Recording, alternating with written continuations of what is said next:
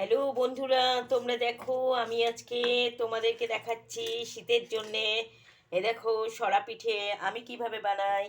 দেখো আমি 3 ভাগ চাল আর হাফ ভাগ মানে 1 ভাগের আরও হাফ, মানে 1/4 তো আমি ময়দা দিয়েছি।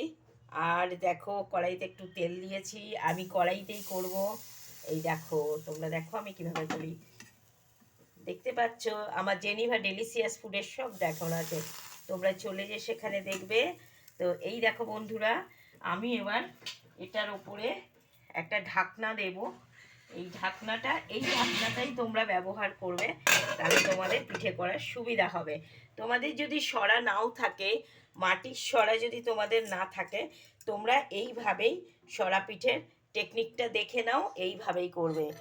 আর যদি 1 পোয়া চালের গুঁড়ো হয়, আতপ চালের গুঁড়ো বা গোবিন্দভোগ চালের গুঁড়ো, তাহলে 1 পোয়া মানে 4 ভাগ, আর তার 1 ভাগেরও কম ময়দা একটু নেবে। এই দেখো আমার পিঠেগুলো কি সুন্দর ফুলেছে, আর কি সুন্দর ফুটো ফুটো হয়েছে, ছিদ্র হয়েছে, মানে এগুলো হাওয়া বাতাস ঢুকেছে পিঠেগুলো, মানে আমি সাকসেস। এবারের মধ্যে আমি দুধ, খেজুরে গুড় সব দিয়ে করব।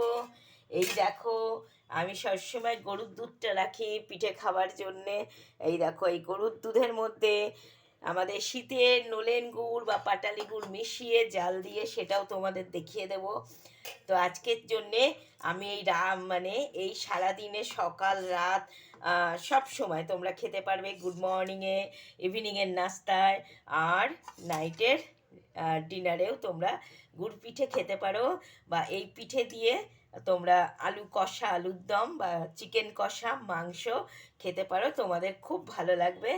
এই দেখো আমার পিঠে হচ্ছে, তোমরা দেখতে থাকো। আমি তোমাদের বলেছি না যে আমার পিঠে খুব ভালো হয়। আমার জেনিভা ডেলিসিয়াস ফুড ইউটিউব চ্যানেলে যে তোমরা দেখবে। এবার দেখবে আমি কিভাবে পিঠেটাকে ওঠাচ্ছি। আমি যদিও খুব ছোট্ট জায়গার মধ্যে এগুলো করি।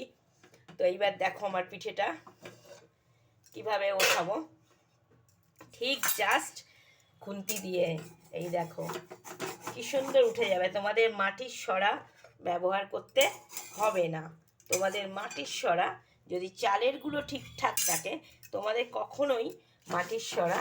এই দেখো আমি তেল দিয়ে আর কাগজের টুকরোয় তেল মাখিয়ে নিয়ে, সর্ষের তেল দিয়ে, এই দেখো কি সুন্দর পিঠেগুলো হয়েছে, তোমাদের দেখিয়ে দিচ্ছে। এই দেখো আমি আবার একটা দিলাম।